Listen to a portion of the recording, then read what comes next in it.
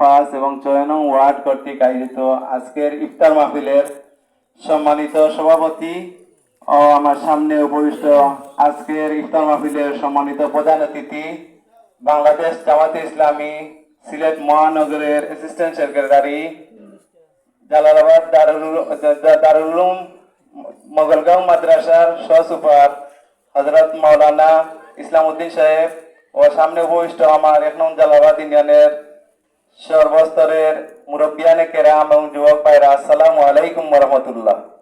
সম্মানিত উপস্থিতি, আল্লাহ পাক রব্বুল আলামিন আমাদের নবী জনাবে মুহাম্মদুর রাসূলুল্লাহ সাল্লাল্লাহু আলাইহি সাল্লামের উপর পবিত্র রমজান মাসে কোরআন নাযিল করেছেন। আর এই কোরআন নাযিল করার কারণে আল্লাহ পাক রব্বুল আলামিন রমজান মাসকেও সম্মানিত করেছেন। আর রমজান মাস সম্মানিত হিসেবে যারা রোজাদার তারাও আল্লাহ পাক রব্বুল আলামিন সম্মানিত করেছেন। আর এই রমজান মাসের সম্মানিত হওয়ার কারণে আল্লাহ পাক রব্বুল আলামিন রোজাদারের পুরস্কার স্বয়ং আল্লাহ পাক রব্বুল আলামিন তার নিজ হাতে দান করবেন। তো সম্মানিত উপস্থিতি, আমরা শুধু সারাদিন উপবাস থাকিয়া উপভোগ করিয়া দেখাইতাম না যে রোজা রাখছি।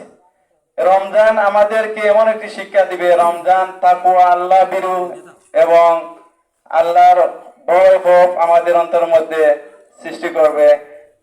যেমন 11 মাস আমরা যেভাবে অতিবাহিত করি তার চাইতে আমরা একটু বিপরীত হিসাবে আমরা রমজান মাসকে অত্যন্ত সম্মানের সহিত আমরা সবে পালন করি।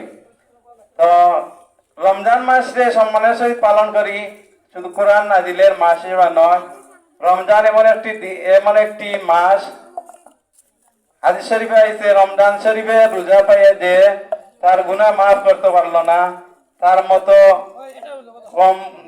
মতো কম আর হইতে পারে না। এরপরে যারা রমজান মাসে তাকওয়া অবলম্বন করতে পারলো না, তাকওয়া অর্জন করতে পারলো না, তার মতো সম্পদ হতে পারে না। তো আমরা এই রমজান মাস থেকে আমরা শিক্ষা নিতাম যে আমরা আগামী বাকি যে 11 মাস আছে